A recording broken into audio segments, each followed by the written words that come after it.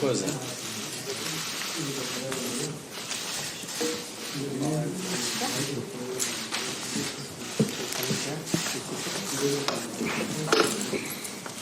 Here, sorry, should we take this away or you want to? No, it's fine. It's not in anyone's way. Not yet.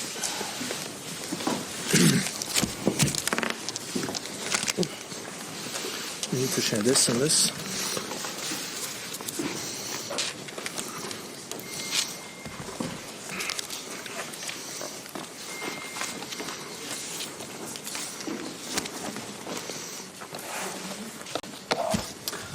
Right. Thank you very much, everybody, for standing by until this moment to hear the outcome of the Emergency Committee on the 2019 Novel Coronavirus meeting. Very glad to have here with me on the podium Professor Didier Houssin, who's the chair of the Emergency Committee. Welcome.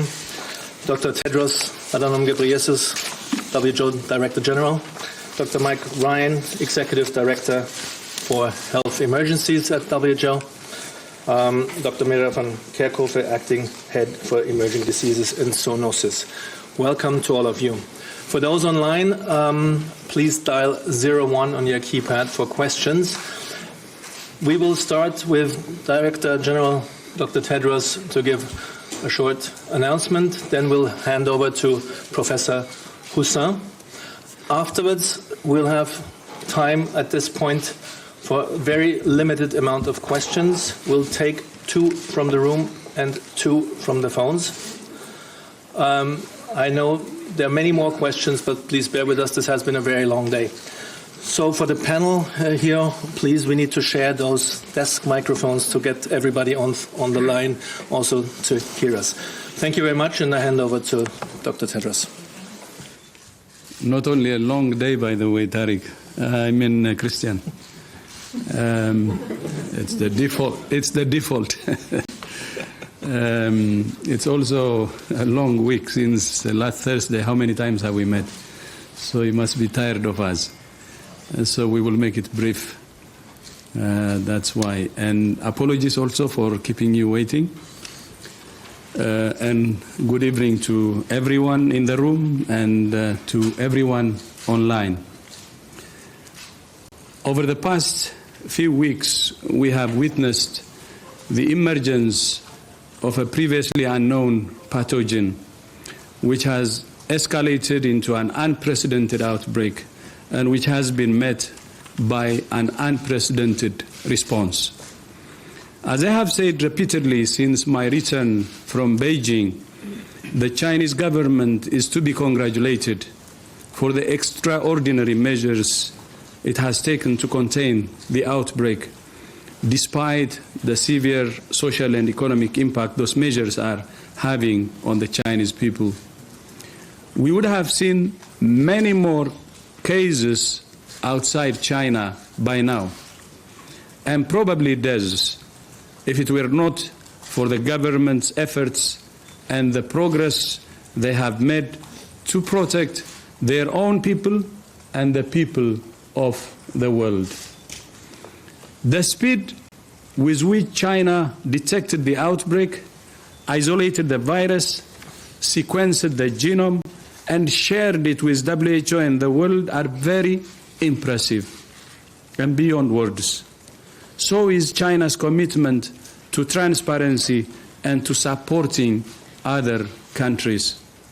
In many ways, China is actually setting a new standard for outbreak response, and it's not an exaggeration. I also offer my profound respect and thanks to the thousands of brave health professionals and all frontline responders who, in the midst of the Spring Festival, are working 24/7 to treat the sick, save lives, and bring this outbreak under control.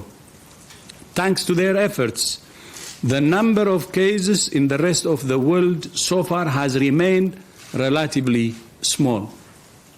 There are now 98 cases in 18 countries outside China, including 8 cases of human-to-human transmission in 4 countries: Germany, Japan, Vietnam, and the United States of America. So far, we have not seen any deaths outside China, for which we must all be grateful. Although these numbers are still relatively small compared to the numbers of cases in China, we must all act together now to limit further spread. The vast majority of cases outside China have a travel history to Wuhan or contact with someone with a travel history to Wuhan. We don't know what sort of damage this virus could do if it were to spread in a country with a weaker health system. We must act now to help countries prepare for that possibility. For all of these reasons, I'm declaring a public health emergency of international concern over the global outbreak of novel coronavirus. The main reason for this declaration is not because of what is happening in China, but because of what is happening in other countries. Our greatest concern is the potential for the virus to spread to countries with weaker health systems and which are ill prepared to deal with it. Let me be clear. This declaration is not a vote of no confidence in China. On the contrary, WHO continues to have a confidence in China's capacity to control the outbreak. I'll repeat this. Let me be clear. This declaration is not a vote of no confidence in China. On the contrary, WHO continues to have confidence in China's capacity to control the outbreak. As you know, I was in China just a few days ago, where I met with President Xi Jinping. I left in absolutely no doubt about China's commitment to transparency and to protecting the world's people. To the people of China and to all of those around the world who have been affected by this outbreak, we want you to know that the world stands with you. We're working diligently with national and international public health partners to bring this outbreak under control as fast as possible. In total, there are now 7,834 confirmed cases, including 7,736 in China, representing almost 99% of all reported cases worldwide. 170 people have lost their lives to this outbreak, all of them in China. We must remember that these are people, not numbers. More important than the declaration of a public health emergency are the committee's recommendations for preventing the spread of the virus and ensuring a measured and evidence-based response. I would like to summarize those recommendations in 7 key areas. First, there is no reason for measures that unnecessarily interfere with international travel and trade.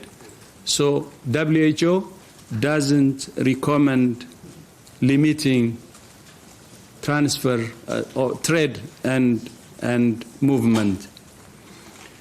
We call on all countries to implement decisions that are evidence-based and consistent. WHO stands ready to provide advice to any country that's considering which measures to take. Second, we must support countries with weaker health systems. Third, accelerate the development of vaccines, therapeutics, and diagnostics. Fourth, combat the spread of rumors and misinformation. Fifth, review preparedness plans, identify gaps, and evaluate the resources needed to identify, isolate, and care for cases and prevent transmission.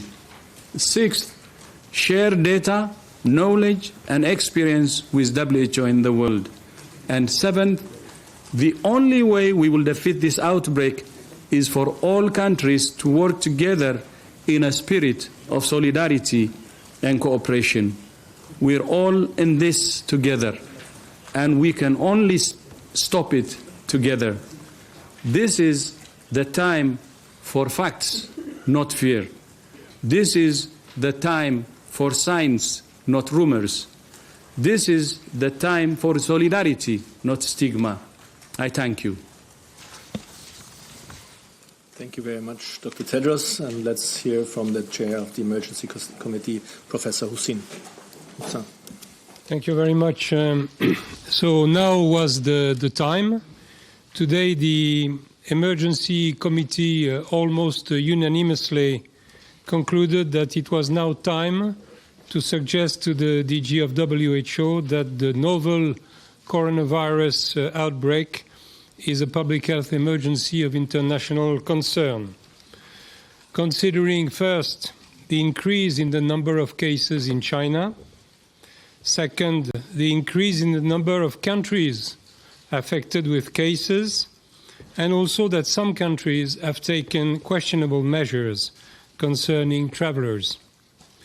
Thanks to the IHR, our main international health treaty, declaring a public health emergency of international concern is likely to facilitate WHO leadership role for public health measures, holding countries to account concerning additional measures they may take regarding travel, trade, quarantine, or screening, research efforts, global coordination and anticipation of economic impacts, support to vulnerable states. Declaration of a fake should certainly not be seen as a manifestation of distrust in the Chinese authorities and people, which are doing tremendous efforts on the front line of this outbreak with transparency and, let us hope, with success. Novel coronavirus has placed its crown in several countries. Some are able to try to cope with new cases. For some others, it will be more difficult, and declaration of a public health emergency of international concern should open ways to facilitate this task. The DG just declared the novel coronavirus event as a public health emergency of international concern. For this purpose, the Emergency Committee has formulated advices that could become temporary recommendations concerning WHO, China, and affected or non-affected countries, and this will be detailed in the statement about public health measures, travel, research, international cooperation, and coordination. Thank you. Thank you very much, Professor Hussin. Now we're opening the floor here in the room for 2 questions, and then we will go online. So then I'll take the first here from the Chinese colleague. Please introduce yourself. It's Yang with Xinhua News Agency. I got 2 questions for Director General. First one, to your knowledge, what are the most extreme measures that some other countries may execute against China after the release of the decision? And how will WHO respond to it, to these drastic measures? And secondly, as many countries are stepping up to work on the vaccine, so what kind of role can WHO play in coordinating international efforts to work and develop the vaccine? And is there a specific timeline for the development of the vaccine? Thank you. Thank you. As I said it earlier, we should have actually expressed our respect and gratitude to China for what it's doing. It has already done incredible things to limit the transmission of the virus to other countries. And where respect is due, then you don't punish. Meaning, if anyone is thinking about taking measures, it's going to be wrong. And WHO doesn't recommend and actually opposes any restrictions for travel and trade or other measures against China. On the vaccine, we have already started, and we have invited relevant partners, and there is progress, and we will inform you as soon as we have detailed information. Thank you. And I'll take a second question from the room. Associated Press, please.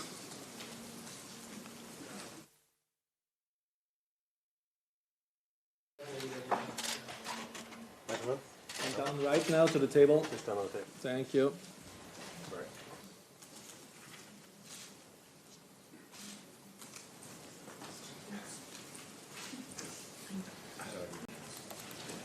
Can you hear me? Hi, this is Jamie from Associated Press. Dr. Tedros, thank you very much.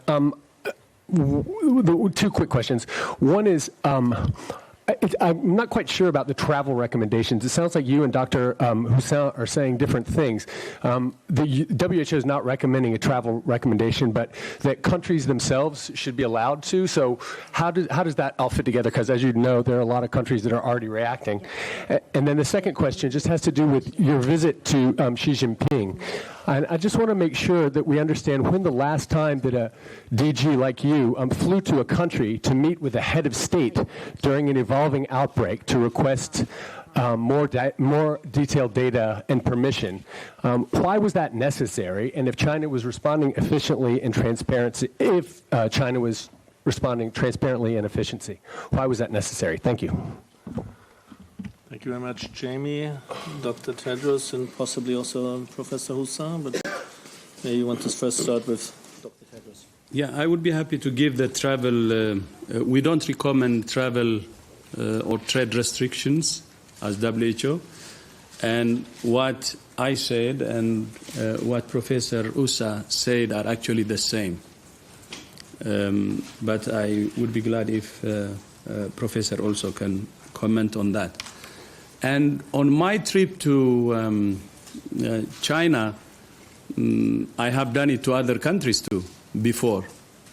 So, going to the field, visiting countries, having first-hand information is very important.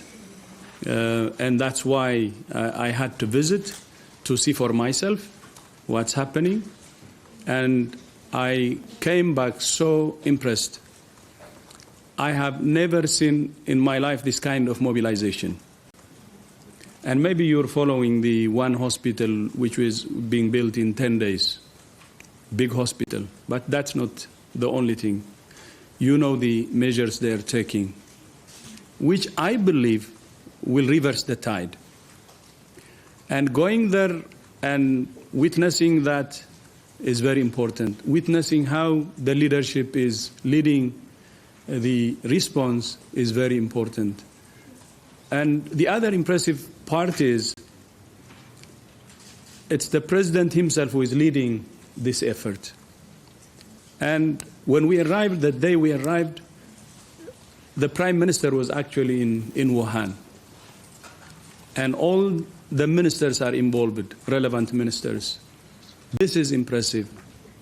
And witnessing that kind of leadership and interacting with those leaders who are leading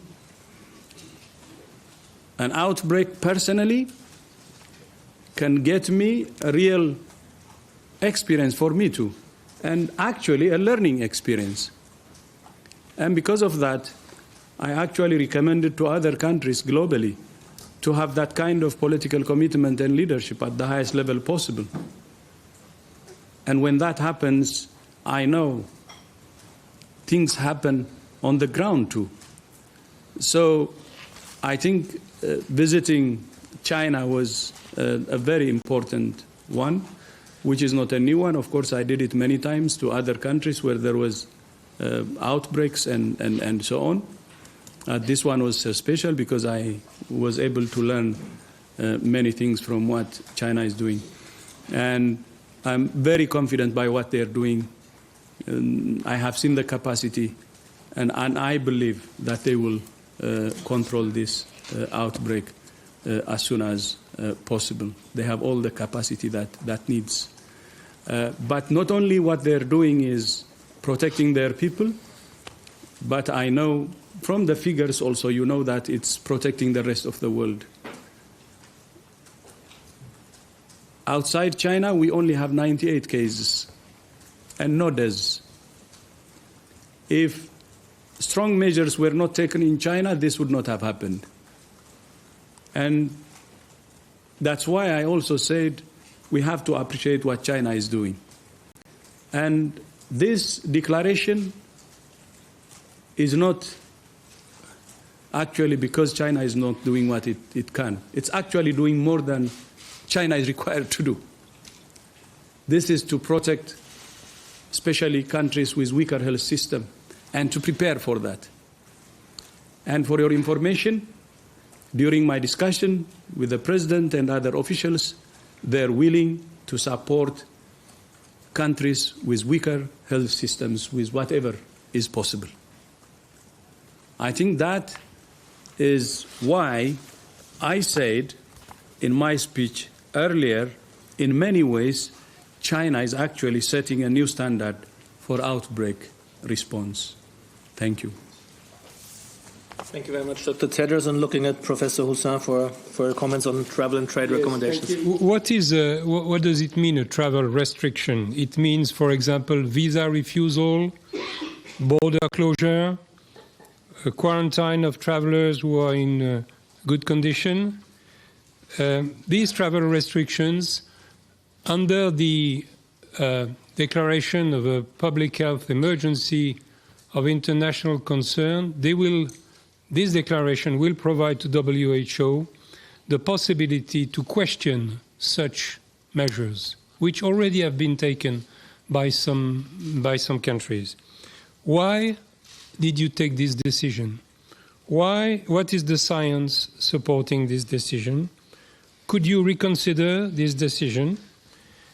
And we suggested to WHO that WHO should inform the world about transparency concerning these measures, which should not constitute an example to follow, but a decision to reconsider. Thank you very much, Professor Hussin. With this, we'll turn towards our journalist colleagues on the line. By the way, we have more than 150 online right now. I'm looking at Radio France for the first question, and then we will go to Science, Kai Kupferschmidt. So Radio France, please, first. Oui, bonjour, Jérémy Lange pour Radio France. Une question peut-être pour le docteur Roussin. Être plus précis peut-être sur les évacuations. Parmi les mesures que vous jugez néfastes qui ont été prises par certains pays, votre opinion précise sur les évacuations et sur la fermeture de certaines liaisons entre les pays occidentaux et la Chine. Je voudrais avoir votre commentaire là-dessus. Est-ce que vous pensez que c'est là aussi des mesures qui sont pas nécessaires et qui sont néfastes? Merci bien, but could you please repeat for the journalists in the room and our listeners your question in English? Thank you. Oh, of course. The question was about the evacuation that was taken from certain countries, among them France. Do you consider that it is an unnecessary measure, and also the fact that some countries, again France, like you have no direct flights now from Air France from Paris to China. Do you consider those measures unnecessary too? Thank you. Well, the evacuations from the citizens of some countries who are presently in the Hubei province, they are measures that some countries are able to take because they have the capacity to do it, logistically speaking. They also are the proof of some confidence in the capacity they have then to avoid contamination from these persons once they have returned on their national in their national state. So this is why it is a measure that some countries are able to take, but clearly not all countries can do that. It's probably a situation which is a little bit exceptional. This is the only thing I can say about that. Thank you very much. I hope this answers your question. With this, we turn to Science Magazine. Kai Kupferschmidt, please. Thanks. This is probably for Tedros. So I'm curious. I mean, we've seen this in the Ebola outbreak in West Africa as well. That countries, take these unilateral decisions to close borders or refuse visa and things like that. Other than questioning them, about the evidence base for this, are you doing anything, in the background to actually change this, or specifically also, British Airways or Air France flights? Is there anything that you can actually do as WHO to change this? Dr. Tedros, please. I think we will do everything so people can do the right things. With the flights, we may not be able to convince them because some of the airlines actually said that they're not flying. It's not because of the virus, because they don't have enough passengers. And that could be a reason, and it will be very difficult if that's the case. Otherwise, we engage, and through this declaration, by the way, through the recommendations, we expect that they will follow that, but at the same time, we will continue to engage. Thank you. Thank you very much, gentlemen and ladies on the panel. With this, we reached the end of our press briefing. Everybody, thank you very much to all the many listeners online and to the large crowd here in the room. I thank the panel. Thank you all very much. For everybody, we will be sending the audio files very shortly after this, together with the statement and the intervention by Dr. Tedros, and sometime later maybe also video clips, and for the transcript we will most likely only send in the course of tomorrow. Thank you all very much. Have a good evening. Thank you.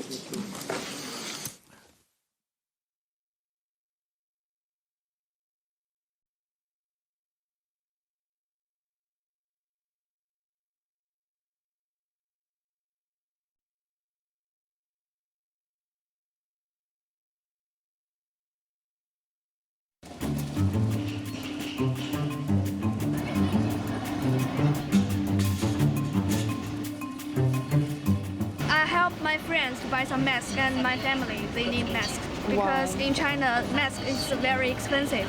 So one little pack masks, more than 100 RMB.